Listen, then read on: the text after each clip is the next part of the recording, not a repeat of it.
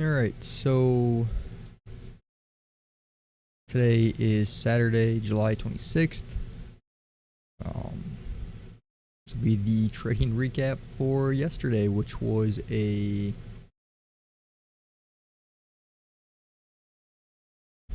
total disaster. Yeah. I made a video, I don't know, Wednesday or Thursday, and in the title or the thumbnail or something, it said something about a lesson in discipline, and yeah, I could have used a page out of my own book there. So yeah, I had a $4,000 payout that I could have taken in all of my accounts, and I blew them all up. Came into the day with a losing day Thursday, and then had $2,200 left in 4 times 4 different XFAs, and knowing that Fridays are not my strong, these aren't my strong suits. And yeah, so yesterday was a fine example of that. And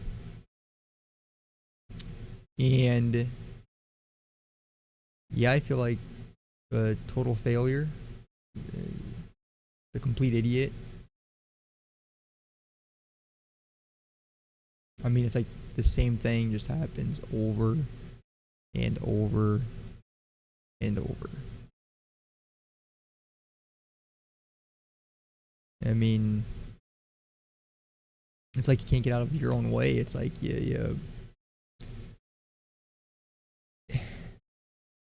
I don't know. In one way, the entire prop firm world is a scam. Not because I lost my accounts, but just because of the rules. I mean, you get $2,000, but in Topstep, you have to have 5 days of $200 to count as a winning day. That's 10% of your account. Like the entire facade, they have a $50,000 account is total BS. You have a $2,000 account. You have to make 10% of that for 5 days. I mean, that's a pretty good return. And then to pass an eval, you only have to make 150% of your account. I mean, it like anybody who is trading like legitimate, like real money would never expect to make returns like that. I mean, if you did, you're an idiot. I mean, like if you came in with your own cash account with those expectations and you thought you were going to find long-term success, you're an idiot. So I feel like the prop firm accounts are set up for you to fail right out of the jump anyway. But that does not excuse the fact that I burned $2,400 yesterday. I mean, thank God it was not real money. And on top of that, I would say I never thought about this until now. And so in order, I had 5 XFAs at one point, and so you're about, without doing the exact math, around $1,000 deep by the time you pay for the combines and the eval or the XFA fees and everything. At $2,400, $2,200 balance, whatever, I could have paid myself a few $100s out of those accounts to cover the cost of setting those accounts up. And so then at that point, you're kind of like playing with house money, in those accounts. It didn't even dawn on me until I just started thinking about it today. Like, I wanted to get to $4,000, take half of it out, and then you said your $2,000 drawdown left. Cushion, whatever. But, yeah, I mean, I could have done that and then covered my, like, forget about the actual XFAs, but the actual money you're putting into, like, if you look at this as your business, could have covered my own expenses on that. That would have been smart, and that's something that I would highly encourage anybody to do. Cover your own real money expenses if something goes south, it isn't the end of the world. And, I get the whole prop firm, they don't, we want you to keep accounts and whatever. You have got to, like, if you lose your accounts or say something goes sideways on a, on one of the platforms, I mean, they aren't going to care. Or you leave an order open or, like, whatever.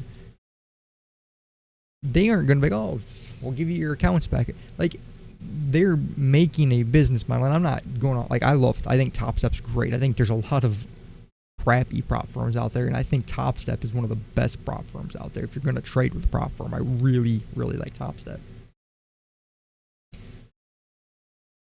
But, like, they're all making their money based on people failing. So it's like you're going to have to play the game against them while they try to play the game against you, right? And so trading's already hard enough, and then, you've got all this. But I would definitely cover my expenses, if you can leave a reasonable cushion in that you're comfortable with, you get over $2,000, $2,200, $2,300, take that little bit of money and at least know you've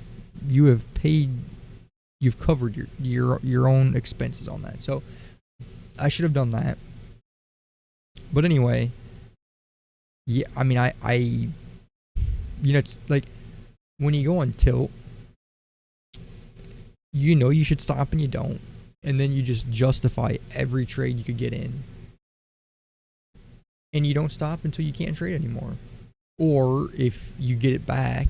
But yeah, I would remind myself that the amount of times that you actually get it back, very slim. Like, I would much rather have went into Monday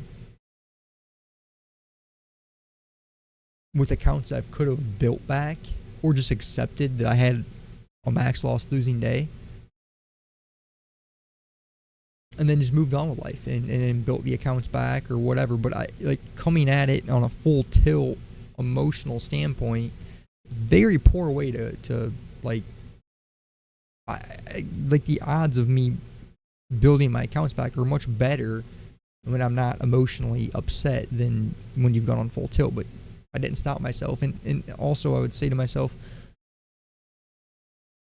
like, Topstep has the ability to have, like, if I max loss daily lockout, like, why were you not using that? They have now things where you can limit the amount of size that you can put on. Why were you not using that? Like, if you don't stop when you should, why the hell are you not using those? I mean, this all could have easily been avoided. As much crap as a second ago we just talked about prop firms, Topstep gave you every ability to not let this happen. And had this not happened, so yeah, I mean, dealing with the feeling of like, again, the same thing over and over. Like, I am a horrible loser. I hate losing, and in trading, that is such a bad trait to have. I also feel like I don't, like, me trading ICT, I see where a lot of the times I see where the market's going to go, what's going to happen, but I lack that high win rate or consistency, like, that would help me feel a little bit better. But yet, like, I don't like scalping because then it's a negative risk to reward, and one trade could be detrimental. But maybe one trade is detrimental for me anyway. I mean, I think typically if I take one good winning trade, that's it, I'm done on the day. And then it's like, if I take a loser, normally I lose again, and then it's just a max loss day. So maybe I would be best off to stick to just one trade a day. That's it, Anyway, let's see. I think it's here, yeah. So, just to go over this, like, super quick. I don't even want to do this, but yeah, I need to be able to look back on this and like, these videos suck to make, but these are going to be the videos that maybe finally help me get over this stupid problem that I have. So, I don't know. So, Thursday night, we had a great week on the weekly candles in both the NQ and the ES. So I said to myself, we could see TGIF Friday. TGIF Friday just simply is a 20 to 30% retracement on the weekly candle. So whatever your high and your low is on the weekly candle, you can measure it out in your fib, and a 20 to 30% retracement of those levels, we could see that pull back into that. That's what I wanted to see. Now, did the daily chart scream that? No, I mean, I said it a couple of days ago or whatever, in a couple of videos ago, we've just been screaming higher. Right? We don't even, like, any pullback isn't even like a legitimate pullback. It's just a stop run or something like that, and then it just rockets back off. Like, if you look at the weekly chart, I mean, it doesn't, like, since the whole tariff crap happened, we went all the way down, and I mean, it's just been a bottle rocket up. It's, honestly, I just think it's sickening, to be completely honest with you. It's pretty annoying.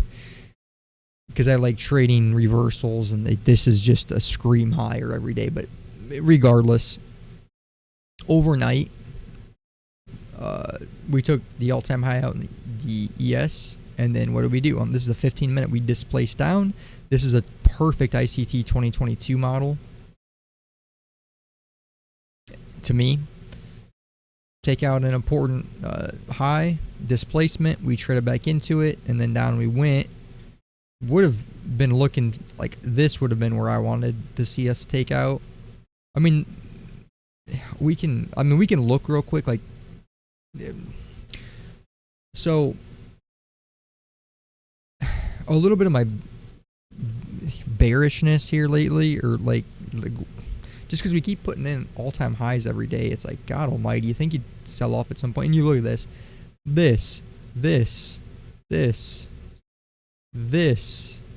all of this in here, you know, like here.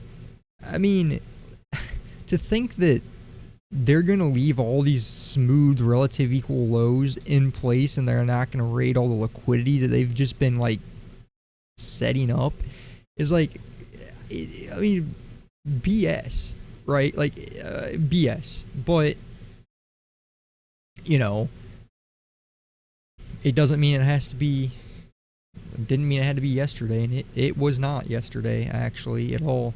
So, anyway, what I'm saying is the same thing happens over here on the NQ. We have all-time highs, we take them out, we displace down, we come back into the fair value gap, we sell off. I mean, it's the exact same scenario on both of them. The problem that I had was this entire thing happened overnight. And if you look, this is my ES TGIF 20% and 30%. Same thing here in the NQ, 20%, 30%. Like, we pretty much hit 20% here. So I did kind of think maybe, though, on the ES that we could potentially attack down here underneath this 20%. But, like, the NQ took, I mean, it went all the way down to 30%. And the market opened up down here. Yeah, it did. It opened up, and then wherever, right here was this candle. So, okay. So just go back on this, like, because you apparently don't learn things really, really fast. So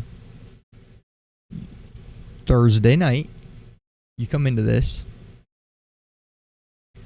and you see a 2022 model on the 15-minute time frame, and it plays out. Okay. You also said it could be a TGIF Friday. That also plays out overnight. Okay. So maybe, and you don't trade well on Fridays. Generally, Fridays are your worst days. You are up $5,200 on the week across all your accounts.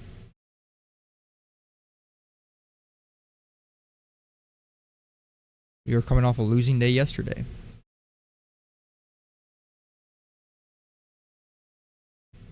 Maybe you shouldn't have traded.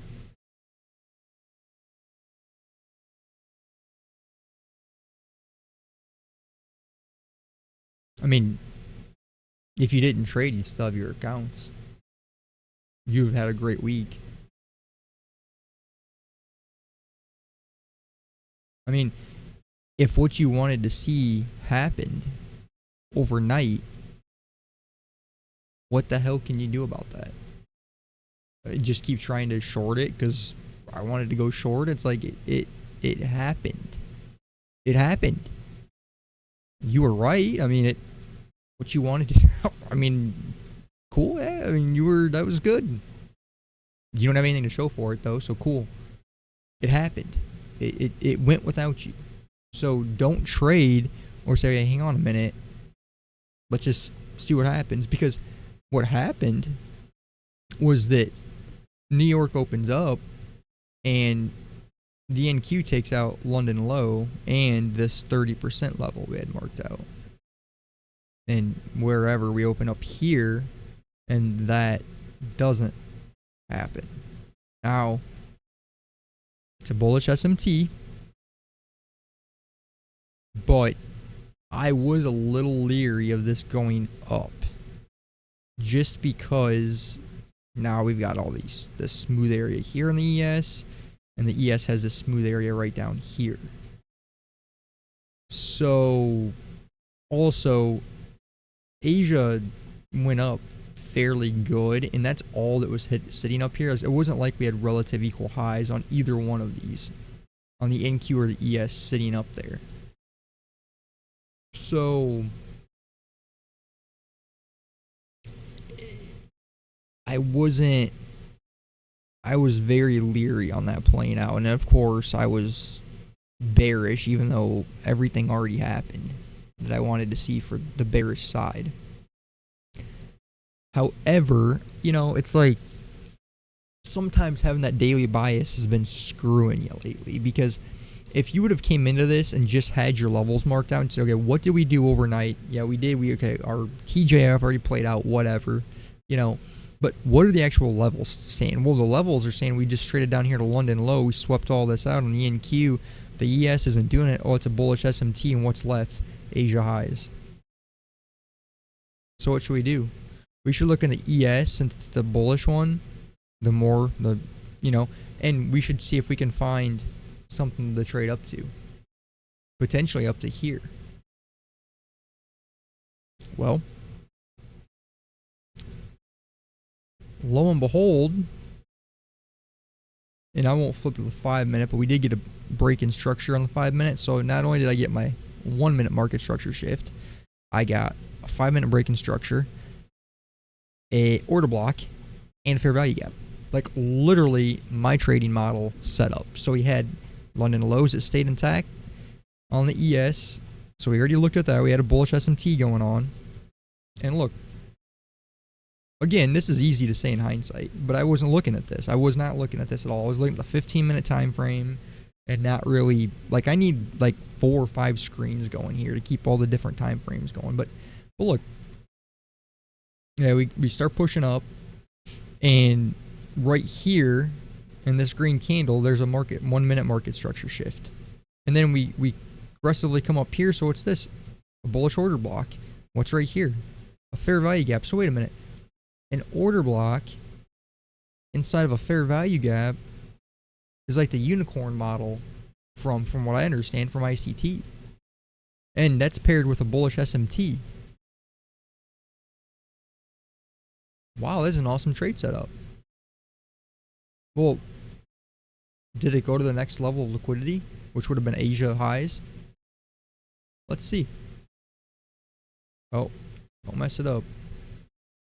This would have been it right up here. Look at that. You mean when you don't let your bias get in the way, you just trade what the chart says. Your model was present yesterday, and you let bias get in the way. So instead of what you could have done and what the chart was screaming, and it could have been a great day, let's look at what you did. What you did was take some trades that were just idiotic. So what I did was I was watching the NQ. And so this was that fair value gap, right, that we had talked about, the 2022 model that already panned out. As the market came up here, I was just watching the 15-minute until we got up here. And I was like, okay, we're wicking out of this. And I'm thinking at this point, okay, in here, this thing's just, it's going to sell off. It's going to sell off. And I'm thinking maybe we can see this low, previous day low possibly, which would have been better to take the shorts in the ES because of all this liquidity down here. Like the ES actually could have had reasons to go down more than the NQ, I think. But I took my shorts in the NQ for whatever reason. The best I can figure this out, and I mean, whoops, this was before like the rails fell off the train. Like this was me logically thinking, which was really scary looking back at this. The best I can figure out, because my Topstep accounts are gone, so I can't even go back and see what I actually got in at. But I know I was in at like 403 and then another trade at 404. So the best I can figure out is up here was this 15-minute fair value gap. And I do believe that I took my first entry. I wanted to say in here somewhere, but maybe I was in here a little bit lower. You know, it's hard. It's hard. I know this candle stopped me out. So I had $100. I think it was $100 stop loss, or maybe it was 70, something like that. It was almost $100. And this candle comes out of nowhere. I mean, just, you know, and somehow I got stopped for only a $25 loss, and I was like, well, that's good. You know, I'm not sure what this was all about, but I assumed it's classic. They're gonna just took me out, and that's gonna drop. It did not. It did not. I mean, it took me out of it, and then it still kept going up. So I took a $25 loss, but I was trying to look back here and figure out why the hell I took a short. I mean, I was just looking for a reason to short this market and that fair value gap in the 15-minute. I mean, it didn't even, like, it wasn't even a thought that I was wrong and this was going up. Like, I was gonna find a short, and by God, this market was going down.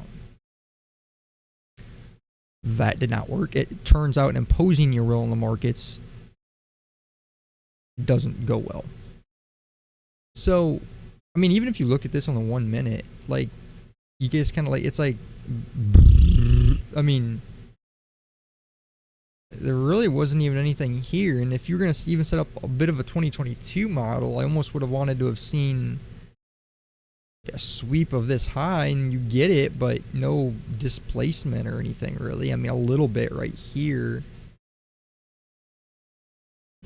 So for some reason, whether I thought this could have been a CRT play maybe, I feel like I thought this was an order block, but looking back, to me, this is certainly not an order block.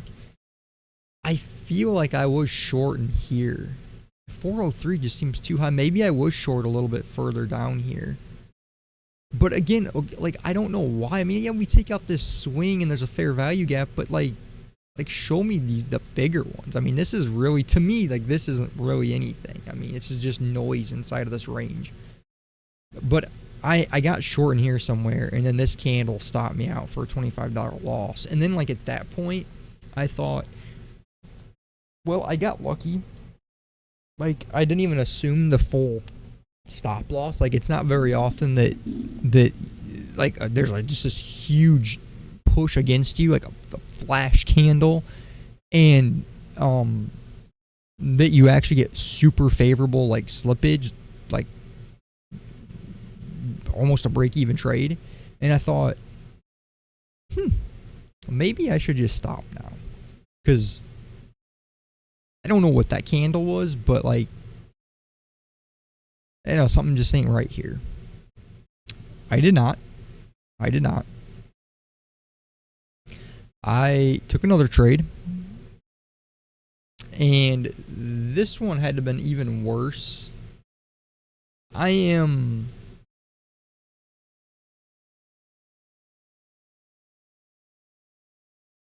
almost certain that I took it in this fair value gap. I'm almost certain I did, because that would have been right in line with over here. And I know it was like 403 and then 404. So I think I did get short in this fair value gap.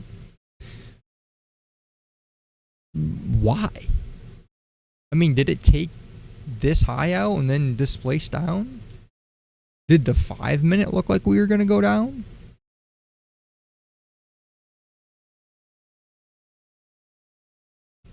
Like, I look back at this and I'm like, it isn't the prop firm's fault. Like, you're just an idiot. Impulsive, just things that sometimes weren't always issues have been issues lately. And you're just like looking for a reason. Like, oh, I you know, it's going to go down here. And I need to figure out here, right here, how to. I mean, like, the worst case scenario would have been you didn't take a trade. I mean, we already went over the ES one. If we were looking at things logically, we could have already been long. If we listened to what the market was telling us. And again, in hindsight, it is so easy to say exactly what you should have done. But going into this, I sat through a lot and didn't take a trade, even though I was bearish. And then we got that 15-minute fair value gap, and it was just like, yeah, I got to find something. Why? Like, there was nothing.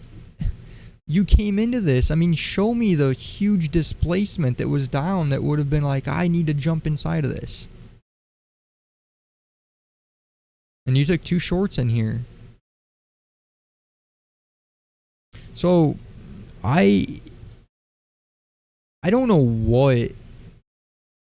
I must have been down 1 something. It would have been down somewhere between 150 and 200. And then I'm like, oh my God, that's 2 back-to-back losing days again. But it's like I had made $700 and then $1,000 and then lost 200. Say I lost another 200 Friday. I mean, if you're up 52, or well, it would have at that point it would have been less than that, 4,000 something. On the week, but it's like it's $4,000 a bad week. Like, dude, you're not seeing the market just come back. Like, when you sit down and you can't really make heads or tails of why you did what you did, like, it's not trading. And even if, like, you came in here and you took 2 stupid trades,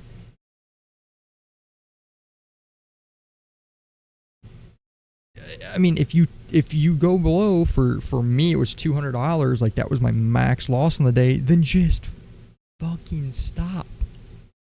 Just stop. And if you can't stop, then put the max loss limit in there. And I wonder if, you know, like, part of it is like, I think that it's just too much. And I don't, like that probably sounds stupid to some people, but you know, $200 losing day on a $2,000 limit is 10% of your account. And I don't think anybody, again, trading with real money would say, hey, if I lose 10% of my account, I'm fine with it. It's no big deal. And maybe it's just the way you have to play a prop firm. And if you go out and get their bigger accounts, then you're coming at it from a point of you've got to make triple or sometimes, and then pay way more money for an account for a little more drawdown. But the account is actually less favorable sometimes to pass than, you know what I mean? Like, if you came in with, and at one point I had $25,000 cash account a long time ago. If you had a $25,000 account and you lose $200, I'm not going to be mad. Yet, if you have a $2,000 drawdown and you go down $200 and the next day you go down $200 and you're down $400, I mean, that can snowball really quick. I mean, a couple of losing days, I mean, you're really betting the odds that you're gonna be able to hit a winning streak and not go into any sort of drawdown. And I think that's the problem with prop firms. Like, like, this is my fault 100%. But yet, emotional wise, it can be hard to keep that in check because you just get enough to hang yourself with. Like, you could say, okay, well, I'm only going to have $100 max losing day. But the reality of it is, I mean, you would sit there and play with such small size that, to be honest with you, if you're just going to trade a micro, you may as well go fund your own account. Like, if I'm going to burn $1,000, like, I get the draw with the prop firm is that leverage. Like, you can have multiple accounts. So I don't negate that. Like, that's great. But also at the same time, maybe you would be better trading with your own money. You know, if you had enough of it. Like, if a prop firm gave you $25,000 a drawdown, you know, if you actually had a $25,000 account, you actually had a $50,000 account, like they say they are, a couple $100 loss is not a big deal. Like, you could keep your emotions in check. You could go into a drawdown and come back out of it. But, like, yeah, I mean, $2,000 a drawdown, $1,500 a drawdown is, like, enough to hang yourself with. And then you go get the bigger accounts, and you have to, like, even think about that, like, at Apex. You get a $50,000 account, and even if you're funded, you still have to make that entire $2,500 drawdown, and then that's your safety net, and you can't have any of that. So you've made $3,000 to pass the account. Then you got to make $2,500 of which you're not privileged to. I think they'll give you a little bit of it once you get to your drawdown limit, but that's just your own detriment, because if you take that payout, now you have even less drawdown to work with. So you make $3,000, then you make $2,500, and then on top, whatever you make after that, you can take half of it off without going into your cushion. Like, you're making an exponential amount of money in a short time, which is incredibly unrealistic. Like, any sort of, like, long-term success is a load of trash. Like, nobody with those size accounts would expect that kind of a return long-term. So, like, you just have to understand the prop firm game. The prop firm game is like, get in, make your money, rinse and repeat. They don't want that. Whatever. That is the game. That's how it is. And you have to accept you're going to lose sometimes. But you have to stop doing stupid shit. I mean, if I can't sit down the next day and figure out what the hell you were doing, then what the hell were you doing? If your move happened overnight, it happened. Then don't trade. Or be flexible enough to say, okay, what's really going on here? Do I want to put risk on today or do I not? You don't have to take a trade. You know that. I have gone a month in an eval, or 2 months in an eval. An eval, not even a funded account, an eval. Disciplined as ever. I could go multiple days without taking a trade. Now, I don't know what's happened. It's like the rails have just totally fallen off.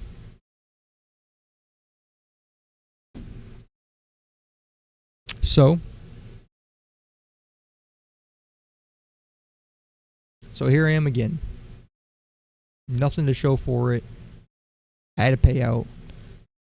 Went on full tilt again, blew the accounts up. And, you know, the real thing is, like, when are you gonna literally stop this problem from happening? Like, until you can stop going on full tilt and really figure out, like, your legitimate strategy, like, is this the way you're going to trade? Like, what? You have got to get this stuff ironed out, man. Because I'm on the brink of wondering if any of this is worth it. But then it's like you've sacrificed everything for this, and to just walk away from it means everything was for naught. And then what? But if you keep doing this and you don't fix anything and you don't get better and get consistent, you're consistently good at blowing accounts up. You need to flip that. And you know, you can't afford to keep doing this with these results. But also, there has been, like, there's definitely been short success. I mean, I never could pass an eval. Now I can pass evals. Got into a funded account, would always blow them up. Could never get a payout. Now more than times than not, I can get to a payout, and I just don't hold the account for more than a couple, 3, 4, 5, 6 weeks at a time. So it's not like there isn't success or progress, I guess. But oh man, back to evals again. Yeah.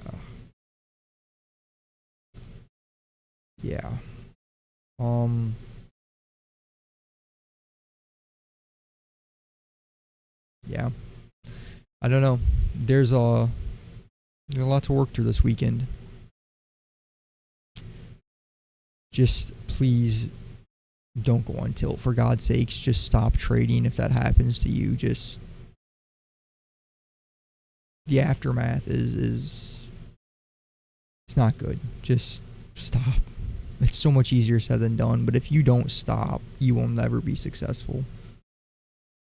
It doesn't matter what you trade, how good at trading you are. I mean, you're going to lose, and if you cannot accept a loss, then you need to just walk away. You have got to become a good loser. Like, it is okay to lose. The more you push in this game, the worse you're going to make it for yourself. The more you try to add on top of your strategy, the more confused you're going to become, and the worse you're going to do. It's like, less is more. So I guess I'll take this weekend to go over some things and I don't know, try to get it together. And yeah. I'm sure, like always, that Monday I could sit down with an evaluation or a paper trading account and make money, and so I could have just waited and, it would have been fine.